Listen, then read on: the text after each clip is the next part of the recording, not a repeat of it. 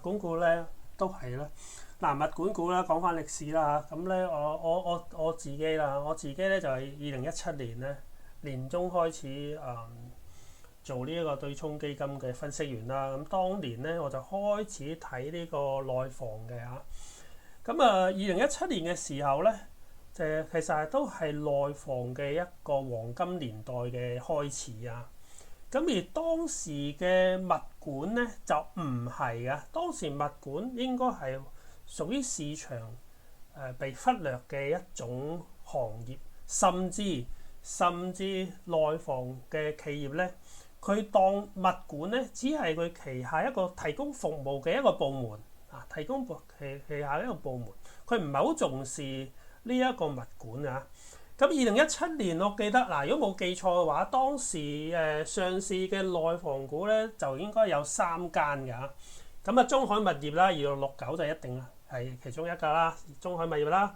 咁2869啦，2869六成服務啦。咁同埋1777啊，花樣年嘅一個旗下嘅物管啊。1778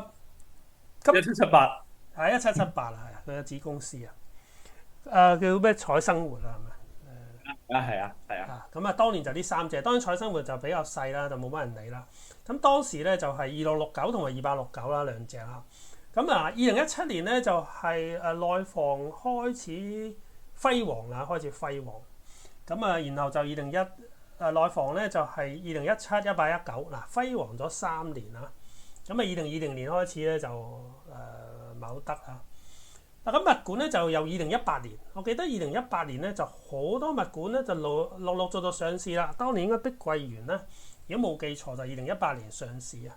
咁物管咧都輝煌咗2018、19，差唔多又去到2020年咁拍住差唔多玩完咁啦。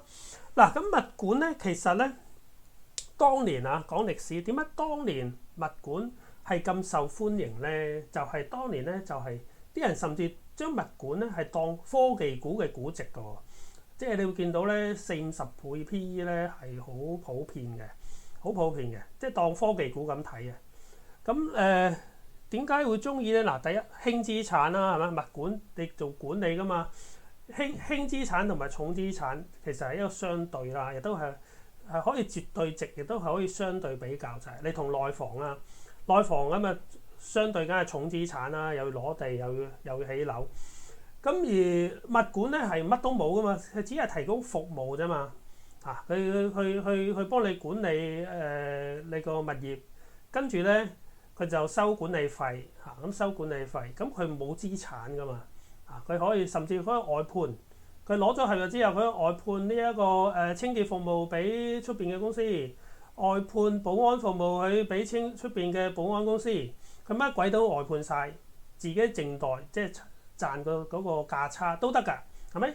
咁所以物管咧係一個好正嘅生意嚟嘅，因為輕資產，同埋咧佢係好增長得好勁㗎喎，因為當年咧啲內房咧年年個銷售咧都係大幅增長嘅，咁所以咧物管咧就會睇到一個叫做合約面積，即係合約面積。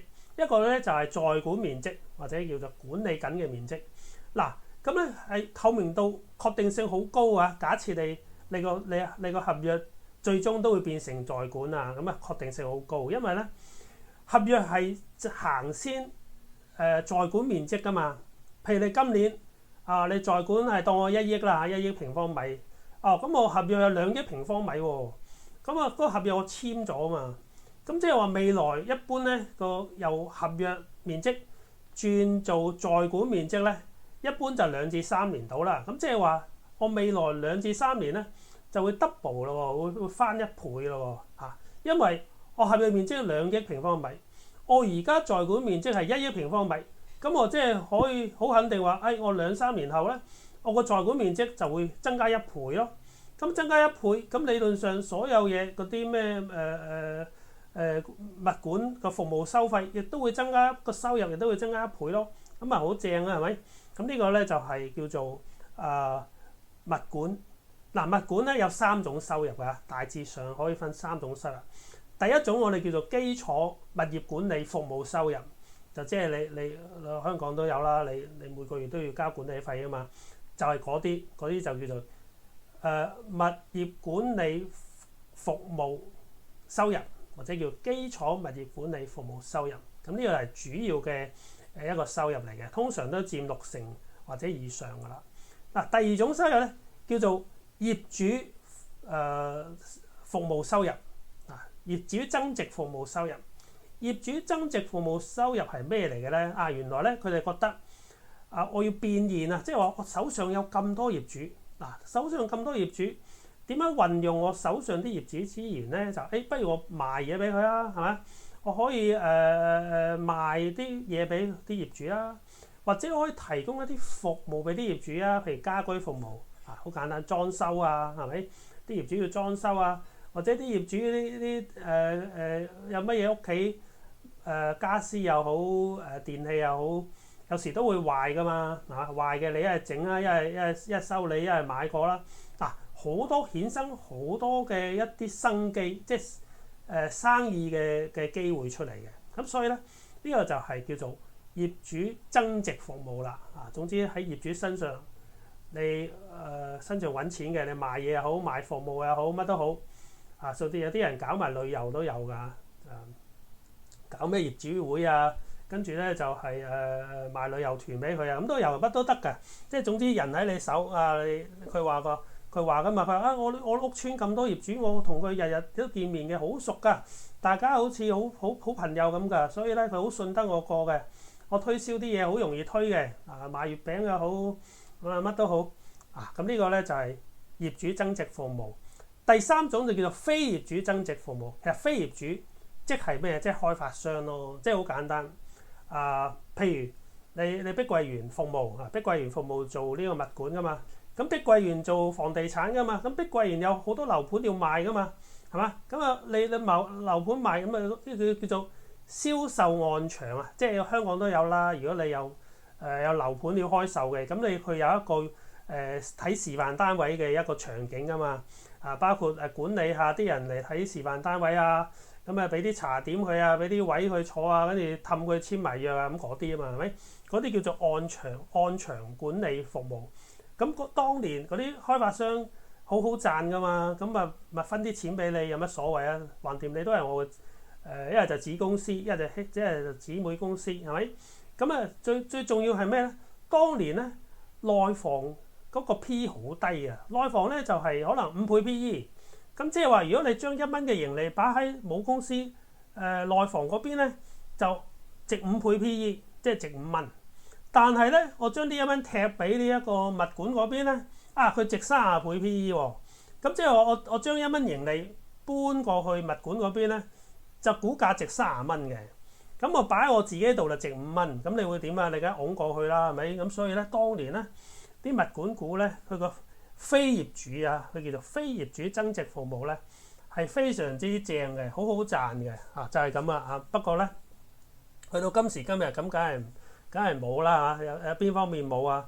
第一，非業主增值服務咧冇晒啦，而家啲樓都冇人買，係咪？使乜管咩按場啊？係咪？現樓都賣唔出，咁所以咧，非業主增值服務咧就差唔多打靶咗㗎啦，冇㗎啦。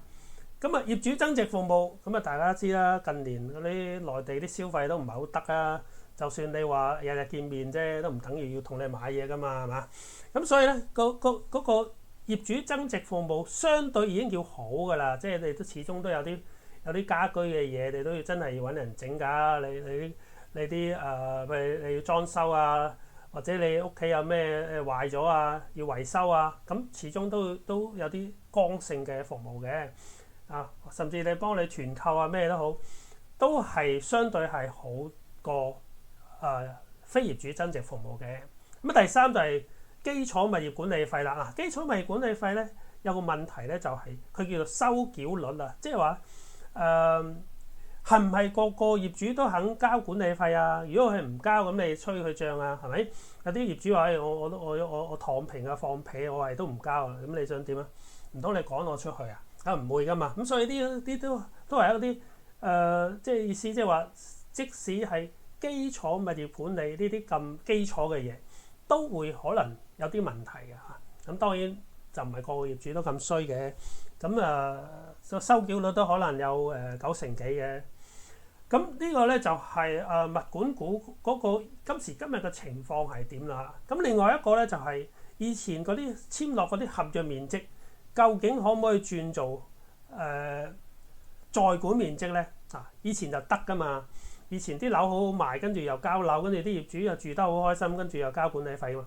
但係而家好多樓盤根本就賣唔出噶嘛。嗱，好簡單，如果一個樓盤交咗俾你管啊 ，OK， 不過得2成業主住咗入去嘅，咁你點啊？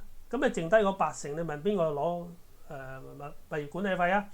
嗱，理論上係業主俾。理論上咧，如果一個樓盤淨係賣咗2成，嗱咁嗰2成嘅業主當然就係一啲居住嘅人啦。咁剩低嗰8成嘅業主其實係發展商嚟嘅喎。咁即係話咧，原則上係發展商俾管理費你嘅喎。但係如果你個發展商係一啲民企嘅內房，咁你話佢有冇錢俾你啊？佢梗係冇錢俾你啦。咁冇錢俾你，咁佢哋所謂嘅在管面積嗰個水分咪好高咯，係嘛？所以點解啲民企嘅物管股我就唔會掂，就係咁解啦。因為嗰啲管理費咧係得帳面數嘅，你未必收得到㗎。尤其是如果你嘅管理費係問你嗰個母公司。母公司係民企內房收嘅，咁你都唔使旨意都佢會有錢俾你啦，係咪？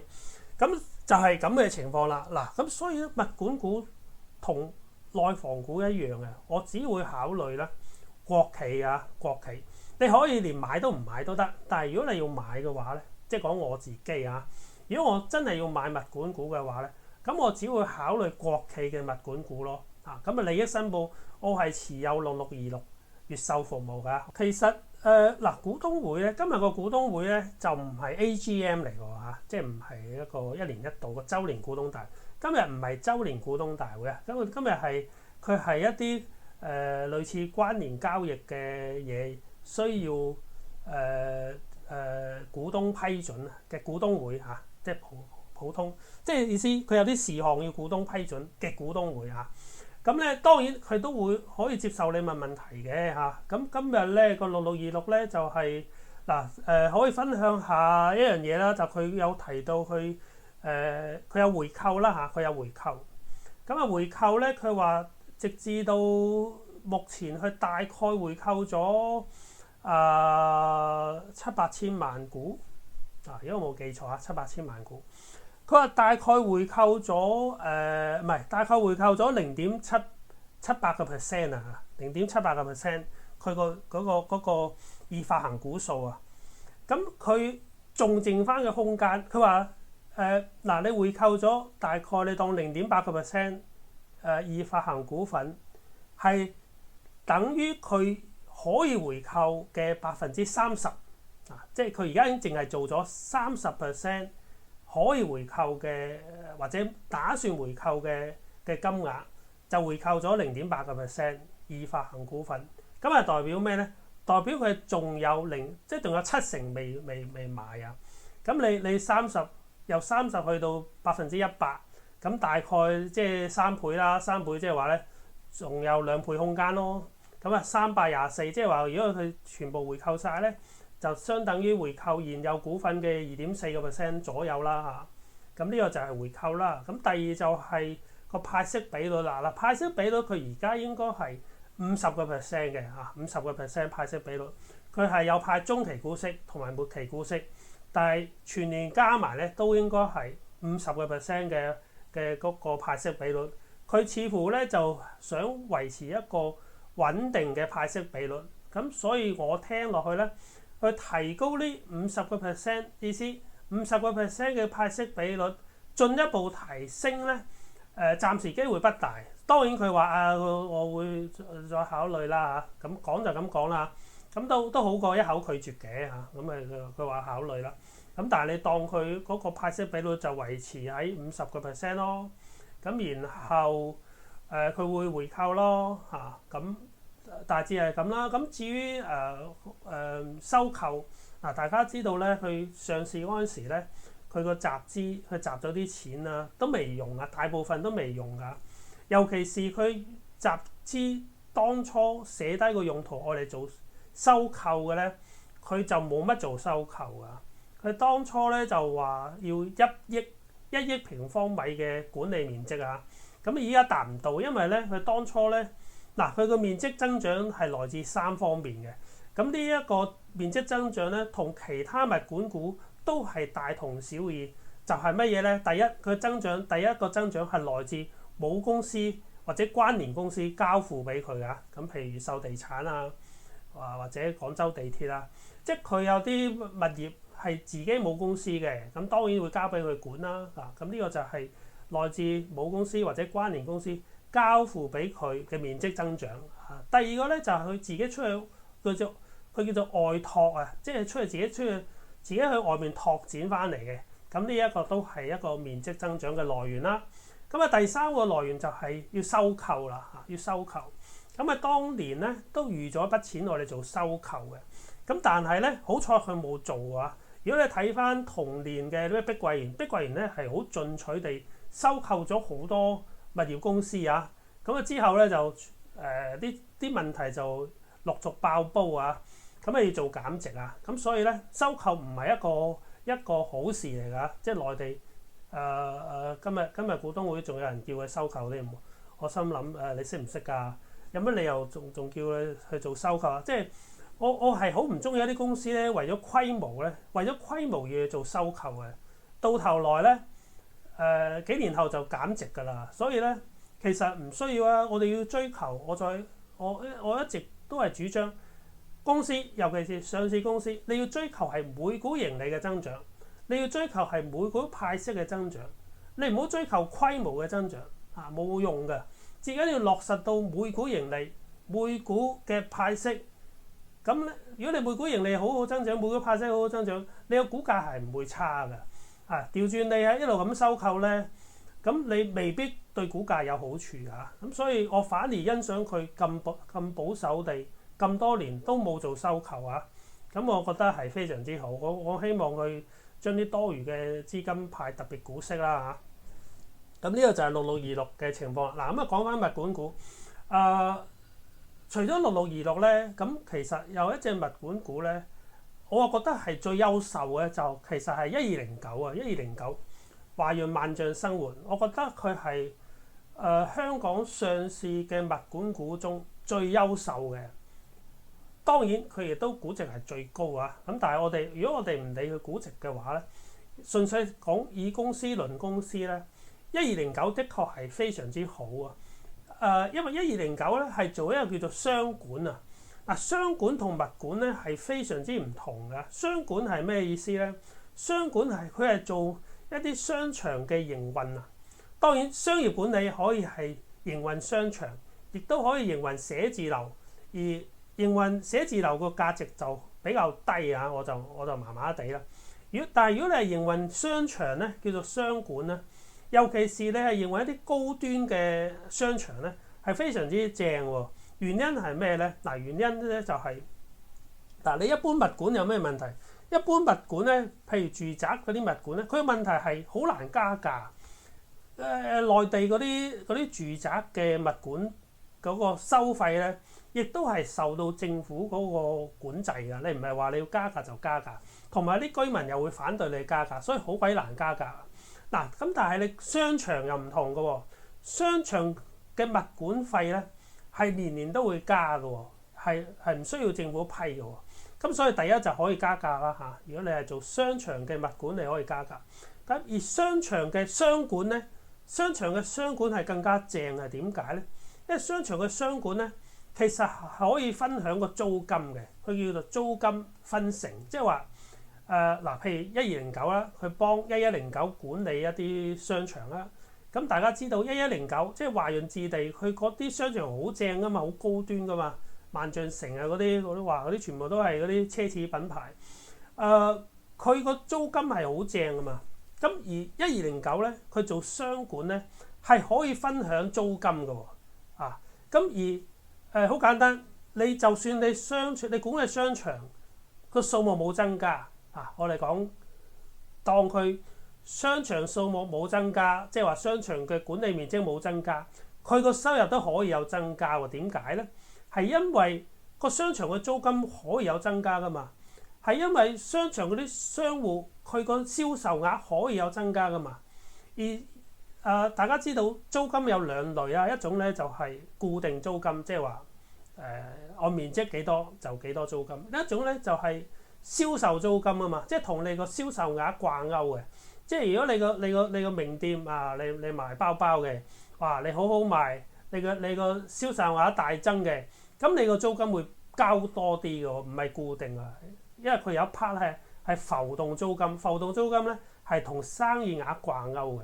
咁你1109，你嗰啲商場嘅租金有增長，1209佢有租金分成噶嘛，所以佢亦都會有增長啊。咁呢個就係就算你個商場數目冇增長，佢個收入都有增長，更何況1109佢商場係繼續有增加噶嘛，即係數目。咁所以1209一定係最正嘅，只係問題係你用咩估值去買啊？咁呢個就另一回事啦。所以總結就係第一，物管股我只要考慮我自己啊，唔係建議，我自己只會考慮國企嘅物管股嚇。咁而目前我自己係持有6626嘅越秀服務。第三就係我覺得市面上最正嘅最好嘅物管股係1209嚇。咁至於佢嘅估值貴唔貴就另一回事啦。但係質素的確佢係最優質就係佢啦。OK，呢個就係物管股嘅分享啦。咁嘅嗱，香港咧香港嘅奢侈品都唔得㗎嚇。你如果睇翻嗰個數據，香港嘅奢侈品都唔得嘅。但係咧，大家要知道咧，賣奢侈品嘅商場咧係有限嘅，唔係話你任何商場都可以賣奢侈品嘅。調轉嚟講係。唔係任何奢侈品嘅商家都會揀你間商場做奢侈品，其實係雙方面嘅喎。嗱，咁而事實上咧，無論香港又好，內地又好啦，奢侈品商場係極少數，同埋係極有價值，同埋係需求好大嘅。咩意思啊？就話你唔可以因為我今年銷售唔好。咁我唔租啦，咁樣嗱，咁你以後你都唔使租噶啦。你明唔明個情況？個情況係奢侈品商場嘅營運商係地位係高過奢侈品嗰啲品牌商噶。所以咧，香港嘅做法就點咧？就係話嗱，你唔租，我寧願你唔租，我都唔會減租你，吸引你留翻喺度嘅，你咪走咯啊！咁而當個市況好嗰陣時咧，你係冇咗嗰個位㗎啦，你明唔明啊？所以咧，奢侈品嘅公司唔會因為我1年2年生意唔好，咁我走啦咁樣，佢通常唔會咁做，除非佢完全撤離內地市場啦，除非佢完全撤離香港市場啦，否則嘅話咧，你去翻你見到廣東道嗰啲 LV 啊，咪仲喺度，佢唔會冇咗，佢唔會執笠㗎，佢仍然喺度㗎，即係。就算生意1年唔好2年唔好，佢係唔會因為咁而走嘅，佢繼續會租翻嗰個位嘅。呢個就係現實就係咁。咁所以你話對萬象城有冇影響咧？我又覺得冇乜影響，因為咧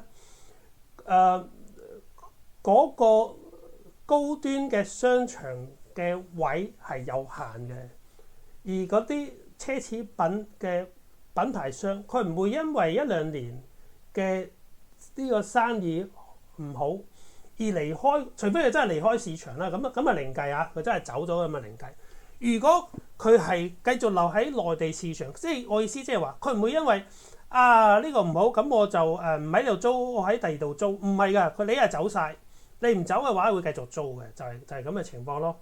因為奢侈品嘅鋪位係供不應求嘅嚇，即係其實係要同佢搞好關係先有個位俾你㗎，個現實係咁啊。